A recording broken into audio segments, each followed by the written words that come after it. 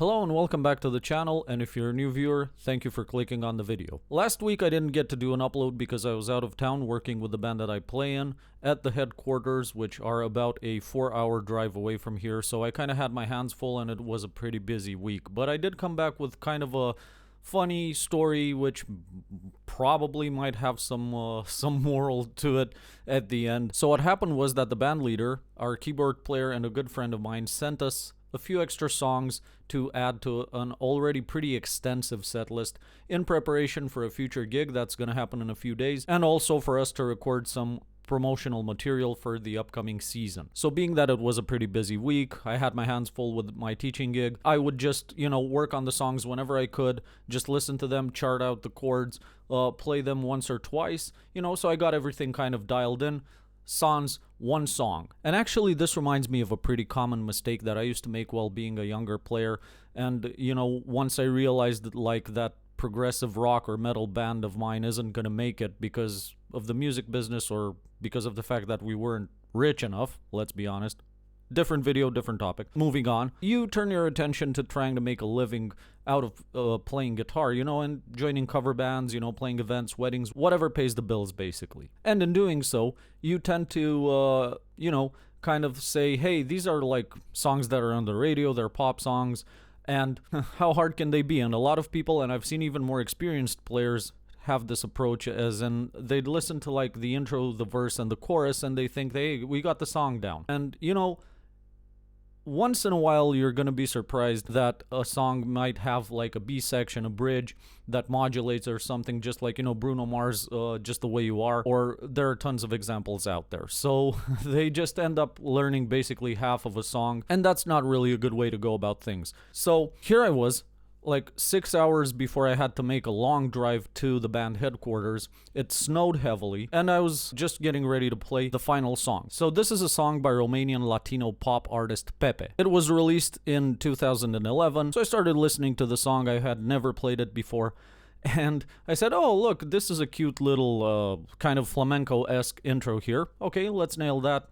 This is the verse, this is the chorus. I take a break to go check on the car because it snowed pretty heavily. And wouldn't you know it, the guys that were plowing the snow off of the main road did this to my car and others. So in a panic, I start asking for a shovel. I went to the nearby coffee shop, borrowed one. It took me about 2 hours to dig myself out of the snow, right? So I come back home. I was pretty mad about the situation, but hey, it is what it is. And I continue listening to the song. And then, wouldn't you know it, this solo comes up.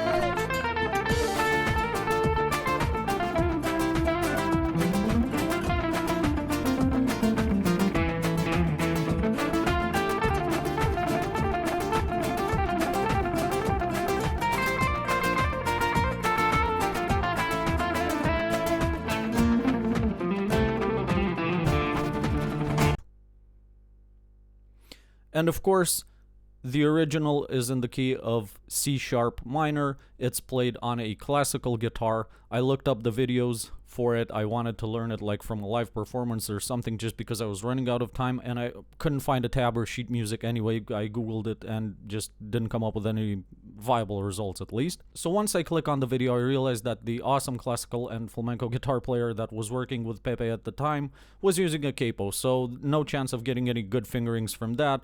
I don't have a capo. I was playing it on electric guitar and with a pick, just to kind of, aggravate sore hands. And, like halfway through learning the actual solo, I check the band group chat and I find a message saying, hey, can we play this song like from D minor, which is a half step above the original key, and I already started learning it in C sharp, with about 4 hours until I have to actually leave for the band headquarters. So in a complete state of panic, I start transposing everything. It's not a particularly hard solo to play, but when you're on a time crunch, it's not that comfortable to get it down, especially if you've never actually tried to get it under your fingers. And this is where I'm going to have to give some praise to Andy Wood, because I was watching some videos that he put out where he was explaining the difference between learning, practicing, and playing something, and there's great value to that.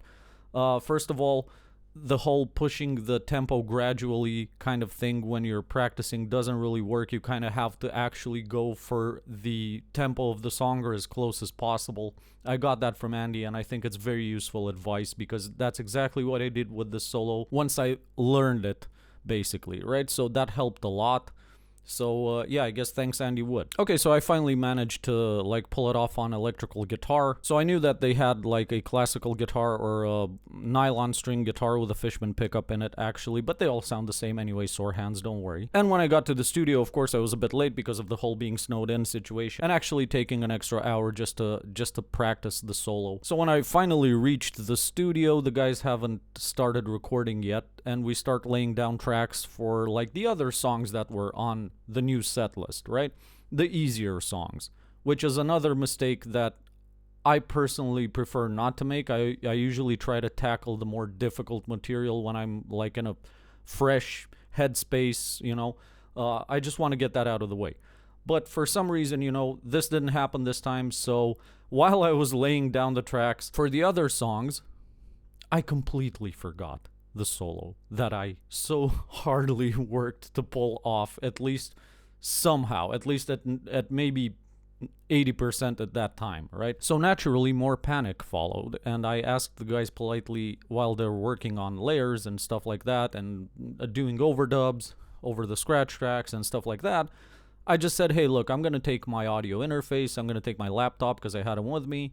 Could you please lend me your nylon string guitar so I can go home and actually record it from there, you know, where I was staying in my hometown. Yeah, so imagine just being like in a cramped little room with the laptop, the audio interface, like headphones on, with a nylon string guitar that I've never actually played before, and I haven't played any classical guitar ever since I was pursuing my bachelor's degree in music school. Different story, different topic, and I was in sheer terror because I had to deliver these tracks, and you should have seen me like cursing all the way through the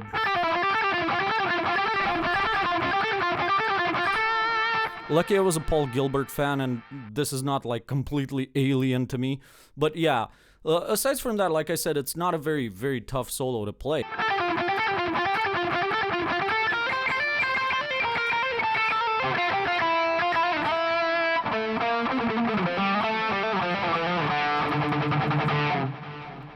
Completely wrong tone to use that on anyway. And I forgot to turn on my input monitoring, so let's just put this aside for a second. Right, so that took me about like maybe 2 hours or so to actually pull off. I was like really tired from the road. I just exported the tracks, I sent them to the guys at the studio, and called it in for the night because we were supposed to film the following morning, okay? So I get to the first location, we start filming the other songs that were recorded, everything went fine, and when it came time to change location to where we were gonna film this actual Pepe song, I go up to my good friend and band leader, and you know, I ask him, hey, did you import the tracks in the session? How did the recording go yesterday? Did you get the tracks that I sent you? And you know, yada yada yada. And he said, yeah, we're not doing that song today, and maybe we're going to do it on a different occasion.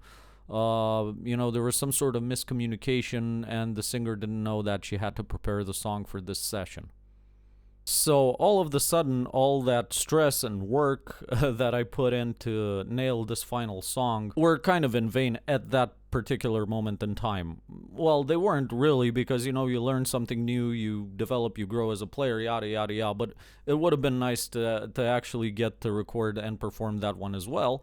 But hey, it is what it is, and you know, you might think that the first reaction to something like this would be a negative one, but if you have any sort of experience in the music business or in playing in bands, you know that you have to have a lot of patience and goodwill when working with people, and that's something that I constantly need to remind myself, because for the past years I've been kind of locked away, you know, doing other stuff, playing my own material, kind of stepping away from this whole band scene and band situation. So, you know, I had to remind myself, you know, you got to be patient with this kind of stuff. It, you know, could happen to anybody.